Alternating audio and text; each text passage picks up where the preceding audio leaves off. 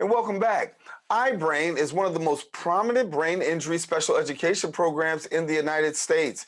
In recognition of October being Disability Awareness Month, the organization recently hosted a park outing highlighting therapeutic services. And joining us now to share more, we've got the program director and director of related services at iBRAIN, Dr. Katandria Johnson, who joins us. And Dr. Johnson, glad to have you. Thank you for the invitation. Thank you. And when we talk about iBRAIN, it sounds very comprehensive, but for somebody who doesn't know about it, let's break it down.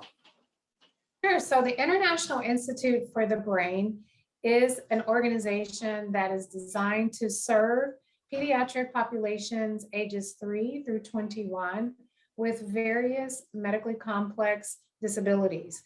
And so we provide a kaleidoscope of services from physical therapy, occupational therapy, nursing, one-on-one paraprofessionals, conductive education, yoga, and so forth and so on to ensure there is a holistic representation of the service needs for not only that student, but the families that we serve as well.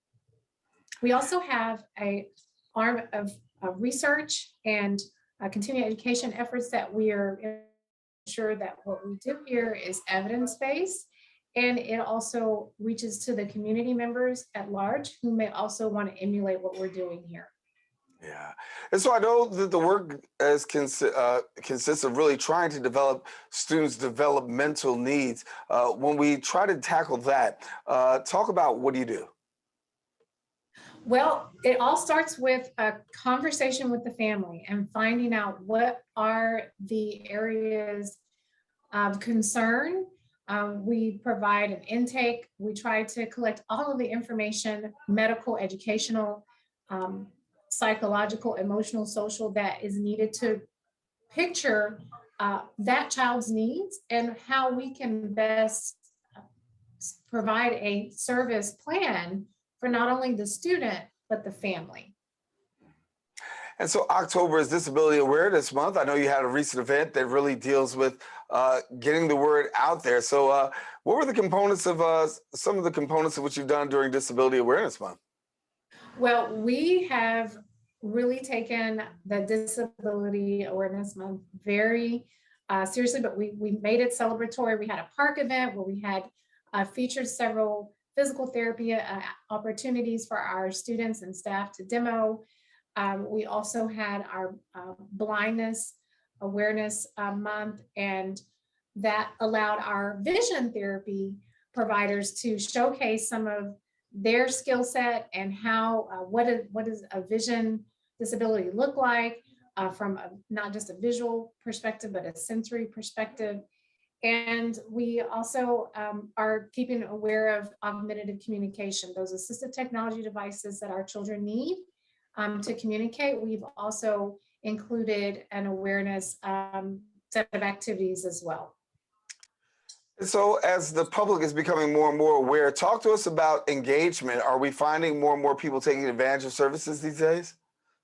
We are, and they're crossing over the state lines. We are finding that families are, for medical referrals or word of mouth, they're becoming more aware of the International Institute for the Brain, what we do to not only serve, educate, but advocate on the legal side for what we know is a federally mandated service. And it's exciting to know that we're becoming more visible to the greater community. Yeah. And so for families that want to take advantage of services, how do they go about doing that? Well, they can contact our office via email or phone. My email, I'll make sure that's available, but it's my first name, Katandria, Katandria,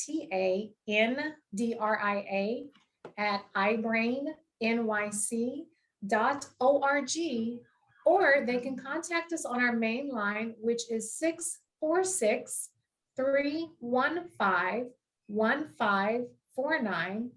Again, 646-315-1549, and we'll be happy to process their call. For yourself, obviously, a lot of work goes into really trying to help families and individuals really get to the place of healing as well as wholeness. I know therapeutic, or I should say, therapy services are available. Talk to us a little bit about some more of the services that you provide. I wanted to really delve down into a couple of things. Number one was, the speech and language therapy, because so many people do have these challenges, and you're able to meet them. We are. That's a great point. And I will also add in the neuropsychological component because, as we all know, students with traumatic brain injury, there's the physiological part, but there is also the emotional and cognitive part. So the speech and language program is split between not just feeding and receptive and expressive language, but on the expressive language side, where we know some students are nonverbal, we have to come up with a plan that creates an alternative form of communication. So irrespective of the federally mandated services that they are provided and devices, we create paths of communication to decrease behavioral issues. So with that said, our neuropsychologist is very instrumental in helping pair that communication device with training the staff and the families on how the child can use it to minimize behavioral issues. And for people who want to know where you're located, why don't you give us your location? We have several locations. We just opened up a location in Brooklyn Sunset Park. That's 213 48th Street. And then we also have a Manhattan location, 403 91st Street. And we are, again, expanding and growing, but you can come visit for a tour anytime, Monday through Friday, 8:30 to 5.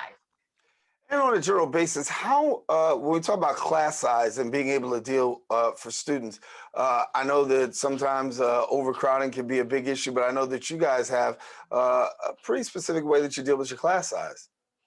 We do. So one of the ways to address the class size is we opened another campus. We surveyed the area of where the majority of our families were traveling, being transported from under our private transportation system. And we acquired another campus. But intimately, classroom to classroom, we look at, based on that student's evaluation, should they be in a 6, an 8, or a 12 to 1-to-1 classroom? So although we do not have any 12 to 1-to-1 students, we are anticipating and preparing for those transitional periods where a student may not need a smaller classroom, but they'll always have a teacher assistant, and a one-on-one paraprofessional and or nurse if needed. Well, Dr. Katandria, I want to thank you so much for being with us and sharing with us here today. And hopefully some families will see. And as we continue to promote Disability Awareness Month, we're glad that we can have you on and give us some insightful information. Thank you so much for the opportunity. All righty. Well, I want our viewers to know, if you do want more information, this is what we want you to do. We encourage you to go ahead and connect to them at the website, iBRAINNYC.org. And then again, follow them on Instagram at iBRAINNYC. Well, we do have more show coming up for you. We encourage you, don't go anywhere, because Open continues right after this.